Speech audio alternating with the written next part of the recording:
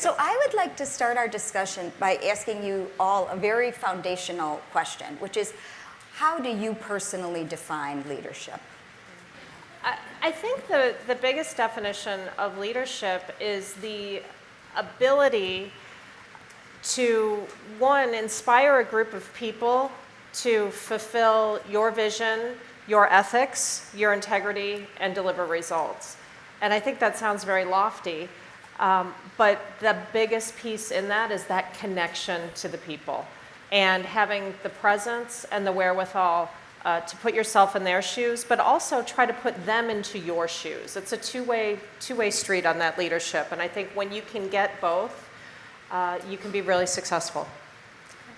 Jenny, I would agree with that, and I would also add the component of really leading by example, and I think that comes up quite a bit, obviously, for me from a financial services perspective, because I'm a player coach. So the things that the folks on my team are doing, I'm doing as well in terms of driving, how it is that we work with our clients, how it is that we generate revenue, et cetera.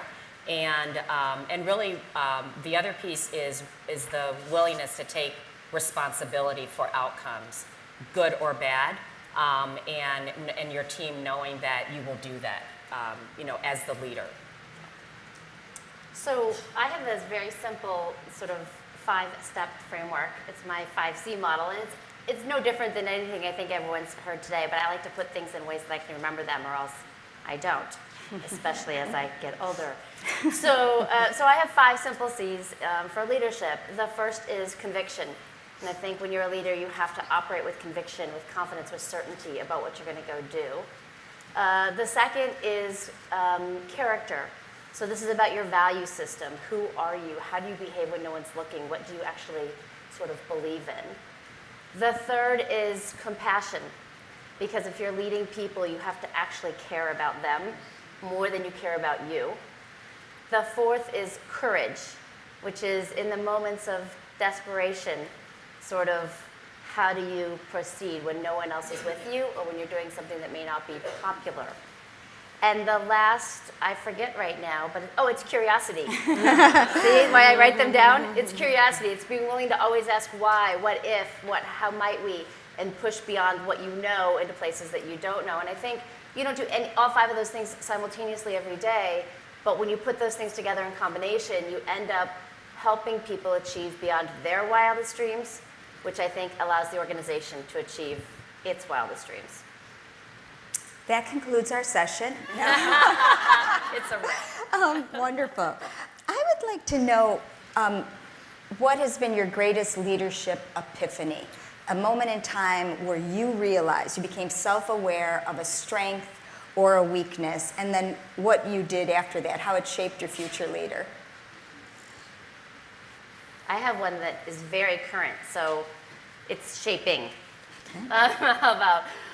And I share this one that's really recent only because sometimes I think we might perceive like, oh, so-and-so is there, and so they're still not developing as a leader. They're already that or whatever, and this is very recent and very personal for me. So I had somebody I was working with who had unbounded potential, still does, by the way. It's just that we're not working together anymore, and that's my story. And I thought this person could truly do anything, and I still do. And the dynamics in our organization got very difficult. And I felt like as long as this person knew that I was right there with my hand on the back and always felt the support, you're not going to fall, I have you, that was enough. And what I experienced is it wasn't. Standing behind this person wasn't enough leadership. I needed to stand in front and take the body blow. This person left our organization. It's a tremendous regretted loss in my perspective. I am incredibly close with this person. Still, they will actually be here later as part of the day as an invitee.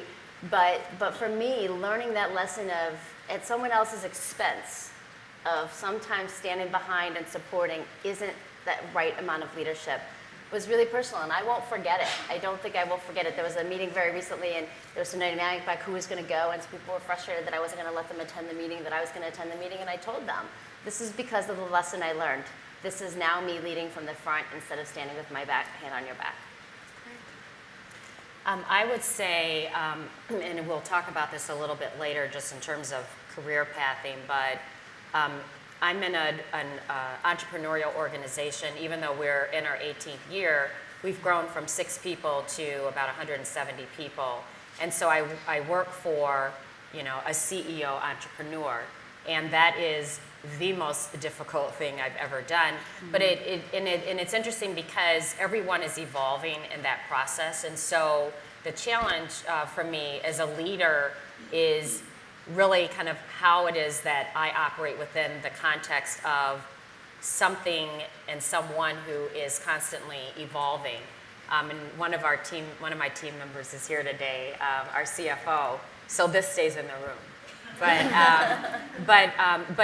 that's my biggest leadership challenge is how to, and with founder CEOs, it's challenging because what you're operating within is their baby, and the thing that I found as a leader is that you have to always be ahead of them, because otherwise it doesn't allow you to lead, because by nature they're going to do it. And so that's been kind of my biggest leadership lesson, is to really make sure that I am always ahead, and I have the ability to do that because I'm going to be deeper in a certain part of the business than that person is. And so, but I had to get to that, because it's not an easy thing to be able to do with a CEO founder. Yeah.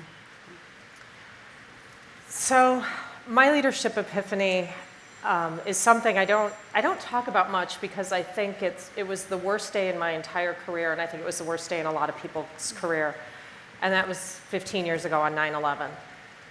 And I worked for a small consulting firm. We were about 125 people, and our largest client was Aon, who was at the top of the second tower. Aon lost 200 people that day. We as a small firm lost 2. We had 4 in the building, 2 got out, 2 didn't. Aon had many more than the 200 who didn't make it out that day. That day taught me a lot of things, but the greatest thing that it taught me is people never forget the way you make them feel. It doesn't matter what decision you're making. They may agree or disagree with it, but they never forget the way you make them feel. And there are certain things that happened in the course of that were very positive, that I felt like we as the leaders of this small consulting firm had to do for our colleagues, for their families, that I believe we worked very hard to make them feel as informed and as good as you could in this very bad situation. The flip side was we had a parent company, and to this day, I am still really ticked off about the way that they made us feel about this situation and what an awful situation it was. And so I've taken that lesson forward in much smaller, less emotional situations, that people can disagree with what you're asking them to do. As long as it's ethical and with integrity, it's okay to have that disagreement. But if you make them feel bad about it, they will never forgive you, and they will never forget it. It's a wonderful story. And it's a terrible story, but Yeah, a great, it was- important lesson. I will admit that some of my greatest leadership lessons have been from my failures. So I'd love you to share with us openly and honestly an example of a personal leadership failing and how it changed you and how it helped you. Or not. I'll start, I guess, on that. Kind of a better note. My failing was when I left the consulting firm and I joined USG. And I joined USG to run a very large ERP implementation. Ended up $225 million worth of capital, which was a tremendous amount of capital in any company, and certainly a tremendous amount in a company that makes $5 billion a year at the time. We got off to a great start, but our challenge was when you have 70 locations that you're rolling something out to, any error in upfront estimation gets multiplied by 70. And so we had miscalculated the amount of infrastructure upgrades that were required at every plant to the tune of about $1 million a plant. And so fast forward, we had underestimated a $110 million project by $70 million. My leadership failure was in the process of how do you communicate bad news up the chain of command and ultimately to the boardroom. And I will never forget the day of sitting in our boardroom, listening to my boss present this bad news to the board, and realizing that they were having a debate in that room about whether or not I was going to get to keep my job, as I sat there and listened. It was a real humbling, terrifying experience. At the same point, that was one of those moments I thought the best thing that could probably happen to me today would be to get fired, because then I don't have to live through this nightmare anymore. But they didn't fire me. They instead held my feet to the fire and said, okay, we're going to give you that extra money, go make it work, and you better come in on time and under budget, which we did. And so being able to take that deep breath in the face of actually really hearing what they're, having a very public performance appraisal was a pretty humbling experience. I have a story that I'll share that relates back to all the moves that Tonise referred to from a geographic perspective. That's just sort of what PepsiCo does. And this was a personal failing that became a professional failing and a really important learning for me. We talk a lot about sort of how you balance, and we heard some great feedback from the folks on the last panel about how they keep their life in check. And I've always prided myself on sort of knowing what my family's priorities were and how those juxtaposed with my personal professional priorities. And I'm an ambitious woman. I don't think ambition is a bad word. I don't know when it became negative to talk about ambition in the context of women, but I don't think of it that way. I'm proud of being ambitious. But this time I let my ambition get out of whack. And I agreed to a move that I convinced myself could be great for my family. It was undoubtedly great for my career. There was no question about the greatness and the trajectory for me. But I talked myself into how much we would love living in this location, even though in my heart of hearts, if I would have thought that really through, right, there was enough going on in there to say, maybe not so much. But we went, and we were miserable. And there were days when I wasn't sure my family would emerge intact because it didn't fit who we were as a family. And I felt immense guilt for that, but it also manifested then in the way I did my job, right? Because I wasn't super into it, my head and my heart weren't all there. I'm super worried about what's happening at home and the choices we were making there, and the long-term impact on my children and the likelihood of them ending on Oprah's couch. Thank God she doesn't have a show anymore, because that took that out of the equation for us. And I really struggled with it. And eventually one day I sat my family down, my two boys and my husband, and I said, here's what I want to talk to the family about, family meeting. I learned a really hard lesson here, and I made a mistake. And my mistake has costed all of you. And my experience in life tells me that when you make a mistake, you do two things. You apologize to those you hurt. So I apologize to you that I put me before us and I put me before you. And the second thing I think you do is you fix it. So I'm asking you to hang in there with me, but today I will begin fixing it. And 4 months later, we weren't living in that location anymore. I was still employed, and everyone was much happier. And today, we laugh about it, and we have great stories to tell. And if you catch me privately, I might tell you the location, but publicly I've learned at least to behave a little bit. But when people would ask my children, when we got to a new location, where are you from? They never answered with, I moved from. They answered with, well, I was originally born in, and then proceeded to say, most recently I lived in. And for me, that told the whole story, right? Because there was something affiliated with that whole experience that they didn't want people to think that was their life plan. They're basically like, my mom totally screwed up, and she dragged us here, but now we're good, we're fixed. But that didn't just affect my family personally, it affected the way I did my job, it affected the effectiveness I could have as a leader in that particular role. And I talk about it really openly because sometimes when you are an ambitious person, it is so hard to balance that desire to push forward and take on more and risk and learn and grow and with your truth. And I lost that balance there, and it was a really, really painful lesson. Yeah, and I will share that one of the things that I've always tried to be able to do is to make sure that I advocate for myself and tell my own story.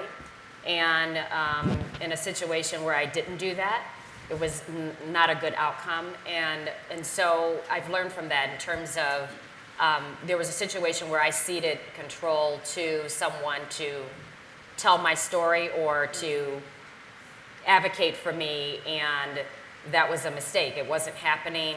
And I think the good part that came out of that is the senior person that needed to be hearing kind of what I was doing and and how I was moving along with some things that we were working on wasn't really aware of it. And the good part is that the person told me that and basically said, this could have ended me up in a difficult place where I was not trying to be. And so I was able to correct it. But I learned that lesson around making sure that I'm creating and telling my own narrative, as opposed to really ceding that control over to someone else who really was not in a position to do that for me. So I would advise folks to think about that as you're moving along, and I know we'll talk about some of those stories, but that was an important lesson for me that I've tried not to have that happen to me again. I could have used that advice in 1990. No, control your own story. Yeah. It's really wonderful. So one of my favorite parts of the discussion that we just all heard was surrounding values. I loved listening to Tom Richards talk about how the culture is so strong there that it almost has an antibiotic effect if someone comes in and doesn't have humility or doesn't treat other people with respect. And then David Nelms, the D, do the right thing. So I would love to hear your thoughts on how values have guided your leadership approach, your career choices, and also if you have any example of where you had to make difficult or unpopular decisions to stay true to your values. So for me, my place where I come from is I am very respectful of other folks. It's a home training piece that it guides how I think about people, hardworking, really kind of get it done no matter what the what the task is. It's nothing that's too hard or what's perceived to be below kind of what it is that I should be doing. And so as I think about all of those things, but really kind of how people are treated, I really am very focused on just making sure that people are treated with dignity. And I will say that, in the context of a very entrepreneurial organization, sometimes it's really hard to reconcile those two things because your ability to survive really depends on everybody's got to be moving the ship at the same time, and you notice when someone isn't. And but how it is that we treat people in that process can get to be a little more difficult. And so, there are instances where you may not have everybody fitting into kind of the right mold at that time, where I've had to make decisions around how you communicate that, how people get treated, and it may not come to me that way, but then I've got to make it fit how it is that I want to communicate that out of my own set of values, and that gets to be very difficult sometimes. And so, I struggle with that, regularly in terms of how I package that, because it doesn't always come to me with the same packaging that I deliver it in. So that is my personal challenge on a daily basis. Trish, do you want to add to that? Well, I had a couple stories run through my mind. Of course, when you hear other people's stories, you're like, oh, mine's not good enough, I need a better one. And this isn't a better one, it's not meant to intend to do that at all, but your story, Jenny, really made me think about this story. I was at PepsiCo at the time, and I was running the Frito-Lay business in a market in the Southeast, and we had 1,500 trucks on the road every day. So this is not sort of high glamour job, right? We're delivering chips to retail customers every day, and we have people out on the road all over the place. Safety's a big concern. And one of the things that happened, this was in 2008, so the economy was really very, very rough. And what we'd seen was a pretty significant uptick in crime. And so our drivers were being robbed because people knew they had cash on them. And so we had a big conversation about moving to a cashless policy. And the sort of headquarter direction was, let's start to roll this out. And here's sort of the target with which we're going to go after starting to roll it out. Because we do have a lot of small customers who literally just have enough cash in their till sort of to pay you for that day's orders. I'm not talking about Publix or Walmart or Safeway here. I'm talking about sort of the mom and pop shops. My perspective on that issue is I don't know how I tell this person that their life is worth more to me than this person, right? If I believe in this, I'm going to do this full bore. We're going in the part of the country I ran, and so we did. And the team, they are paid commission, and they were like, "You're killing me, right? Like my paycheck is going to go down." And so I had to spend a good bit of time on explaining my value around. I can't wake up in the morning and look in the mirror and know that we're telling you it's okay to literally be held at gunpoint over $200 cash in your pocket because we're afraid to lose the business. So we're not going to do that. But it was very divisive, even with the team itself, and people felt like their income was being impacted because it was. Now, listen, I told them if you drive up and down the street and don't find 5 other places you could stop that couldn't possibly buy a chip, whatever. But still, okay, this is real. So about 3 weeks after we issued this, we did things like we put on our trucks, driver does not carry cash. And we had them carry a false wallet. And that false wallet only had their driver's license and their kind of CDL, their professional driver's criteria in there. But it didn't have any cash because they didn't carry cash. And if they had cash on their body, they put it in a different wallet in a separate location, not on their person. Sure enough, we had someone hide in a truck. They jimmied down the window, climbed in the truck, hid under the boxes of chips, probably had a small feast. And when the driver came back into the truck and drove about a mile outside of the store that they were at, pulled a gun, jumped behind him, put him at gunpoint, and said, "Drive to this location." The driver got to that location. The person said, "Give me all of your cash." And the driver's like, "I don't have any." And the gunman said, "Do you think I'm crazy? Of course you have cash." She's like, "No, I have this crazy woman who's the RVP, and she doesn't let us carry cash anymore. I'm not kidding. Go look at my truck. Go look at my wallet. Like, I kid you not. I have no cash." And the guy ended up jumping out of the truck and running away. And our employee was fine. In that moment, there was no question that we had made the right decision, whether it cost people any other income, whether it was divisive in the company, whether we lost business. In that moment, the outcome could have been totally different had we not chosen to make a decision based on values. And he was actually admitted to the hospital just to be looked over and stuff, and I went and visited him in the hospital that night.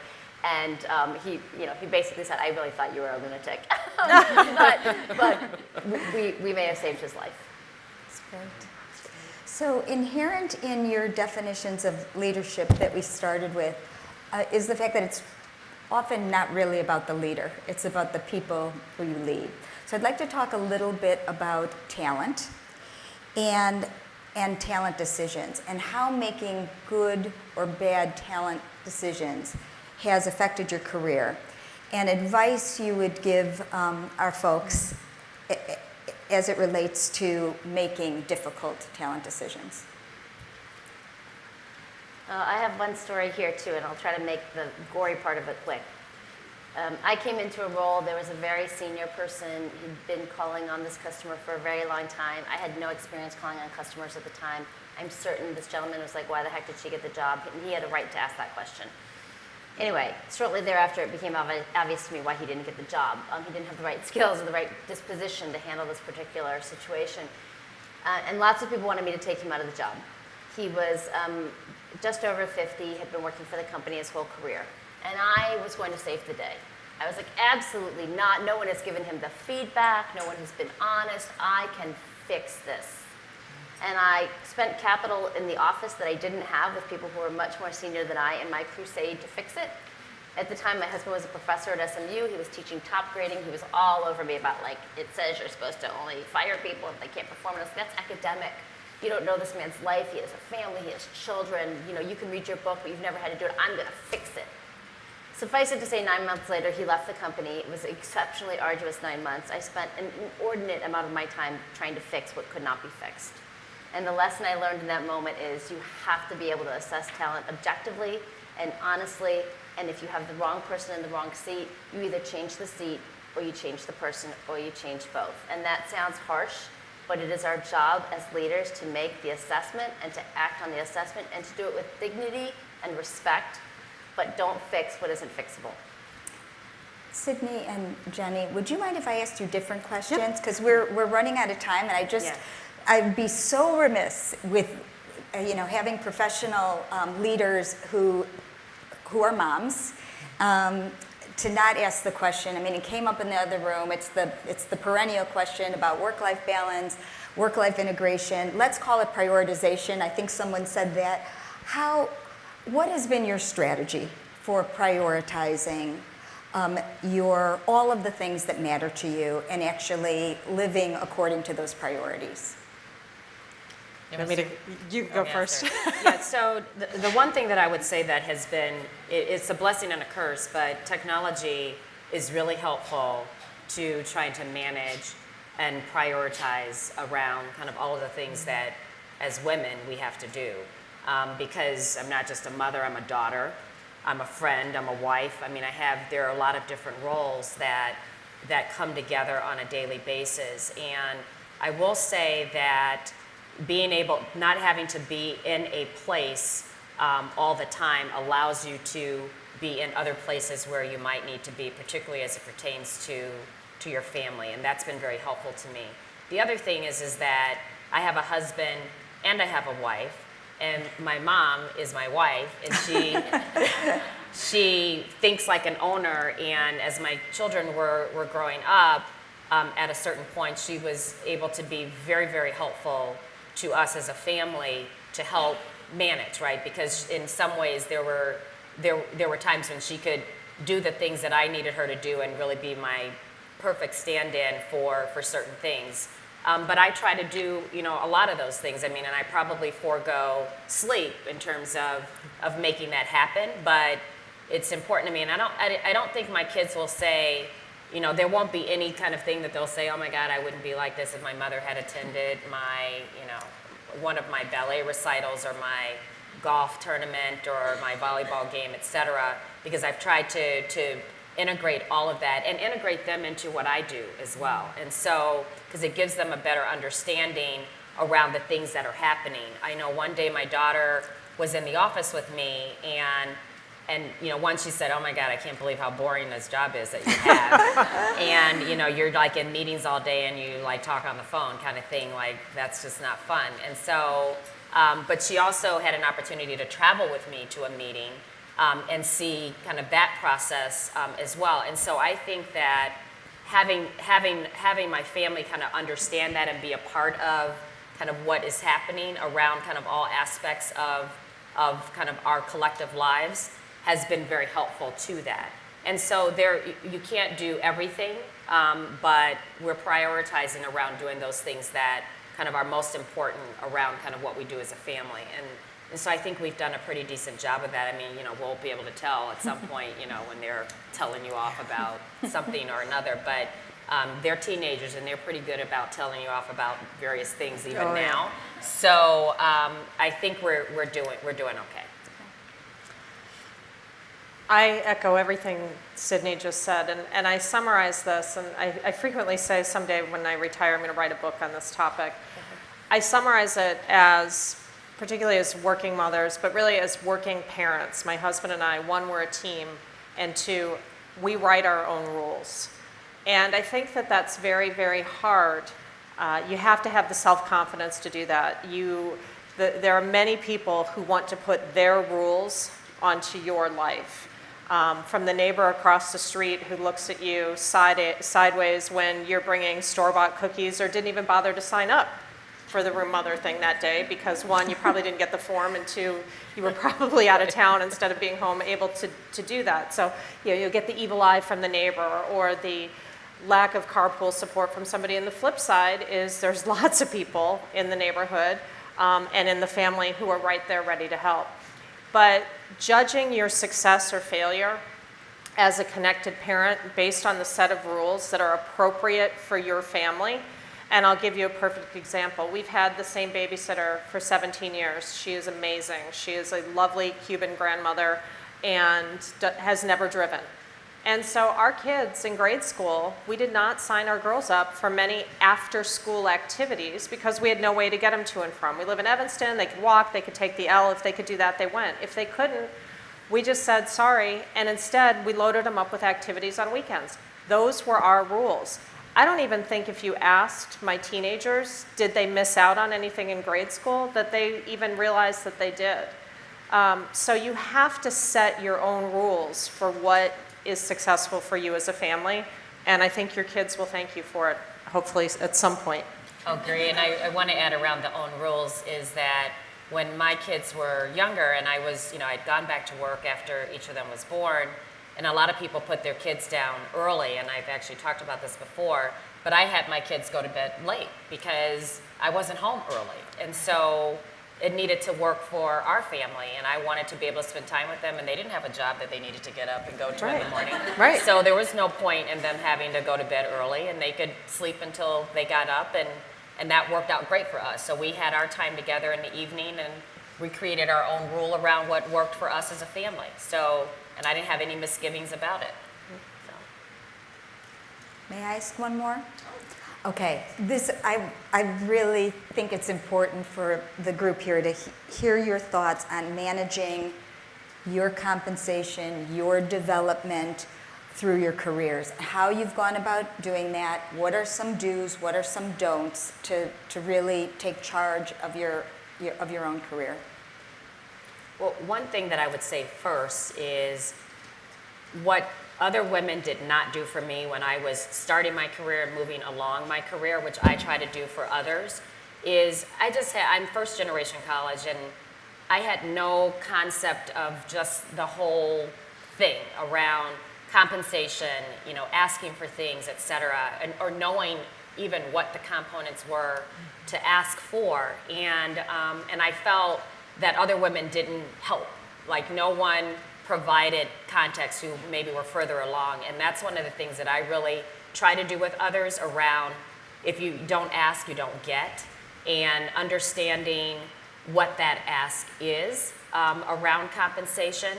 And that's something that it took me a little bit of time to learn around, one, how it is that you gather that information, because what the guys do that we don't is they actually kind of talk about that stuff. And so they know like what, who's making what, this, that, and the other thing. And, even to this day, I don't talk about it in quite that way, but guys talk about it, they know. So when they're gathering all their information, they already have the data points. And so for us, we need to make sure that we're sharing that information so that we help each other have the data points that we need, so that when you're asking, you are asking, in a framework that works, and then you're more likely to be successful in what your ask is.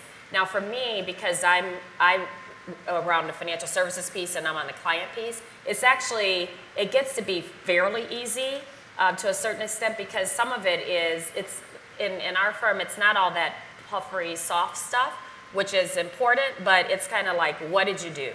What did you and your team do? Did you get to where you needed to be from a revenue perspective? And whether, this, that, or the other client kind of had the revenue that you thought they were going to have, like, what did you do? So it gets to be fairly cut and dry around, how it is that you performed vis-a-vis kind of what the revenue pieces are, which is more of the driver in our firm than, I manage, someone to, get to another level around, what they can handle on the team. That's important, but if it doesn't show up in the revenue, then that doesn't get as much value in our organization. So, so that's really the pieces. It then guides what I do on a day-to-day basis. It's really around that focus on making sure that our team and me, that we deliver on that aspect, and then we can get all the other stuff, but we got to deliver on the revenue piece first and foremost. I've always worked for companies that I've always felt like I was equally compensated, but I think to Sidney's point, nobody ever talks about it, so I was never really quite sure. And so I've always approached it more as set the tone and drop pieces of data or information to my boss so that as compensation decisions were made, that they knew that I knew that there was greater opportunity. And so I've never really been in a situation where I've negotiated and said, like, hey, here was a 4% raise. Well, why didn't I get 5? and you do see men do that. I see plenty of men who don't do that, but there's some men who the moment you give them a raise, they debate with you. I haven't found them to be particularly successful with me when they do that, but it happens, and that is potentially one technique for women. I've never used it. I've taken more the tact of, early on in my career, in the consulting firm I was at, realizing that promotions happen twice a year, and going to my boss after I thought I was going to get a promotion and didn't get it, and saying to him, you know, I've been here almost 18 months. You know, I haven't gotten an increase or a promotion yet. If that's a signal, then I need to do something about it. He didn't realize I hadn't gotten a raise or a promotion because he hadn't been my boss the whole time. I actually had been overlooked. And all of a sudden, boom, the next promotion cycle 6 months later, not only was I promoted, I got a tremendous increase. So making it known that you have these aspirations, or making it known that, hey, I know that so-and-so got recognized with some extra stock grants, or I know that this person won that award, what would I need to do to get that? It sends a signal that you're paying attention, and I think that that's very important. The last piece of advice I have is always, if you're a public company, always read your company's proxy statement, understand how people are recognized and rewarded, and as you progress, make sure that you're asking questions with your boss about, hey, when do I qualify for that? Or what does it take to qualify for this? And again, it's sending a signal that compensation is important and that you need to be paid attention to. I have 3 really quick points on this one. The first, you asked a little bit about career as well. And all I would say about career is I didn't set a path. I didn't decide on a path. I just said yes to crazy things that came my way. Not everything, but things that were unexpected, things that I didn't anticipate. I'm glad I didn't have a path, or else I would have said no to those things. But saying yes to those things opened up lots of different opportunities and avenues. Second, I agree very much with what you both said around having data, being informed, not like as a vigilante, but so that you are taken seriously and you have credibility. And I do that often in terms of the people who work on my team. So rather than always being about me, me, me, me, me, I'm saying, did you know that we have this disparity between this group and that group? I would like your help to close this disparity. And I have the data to back up the case, which echoes and ladders to a much larger issue about pay equity in total across race and across gender. And then the very last thing I would say is when it's come to me personally, rather than saying, why is it not 5, why is it 4, or whatever, I have found it to be very effective instead to look that person who's making the decision in the eye and say, can you tell me, eyeball to eyeball, that this is fair and equitable with the last person who had this job, or the peer over here who got that? Because if you're telling me it's fair and equitable, I'm all good. And that's caused people a lot of discomfort, and it's usually resulted in a higher number. But it's not then me demanding, I want this, it's just tell me it's fair and equitable, and I trust you that you wouldn't possibly deceive me on that.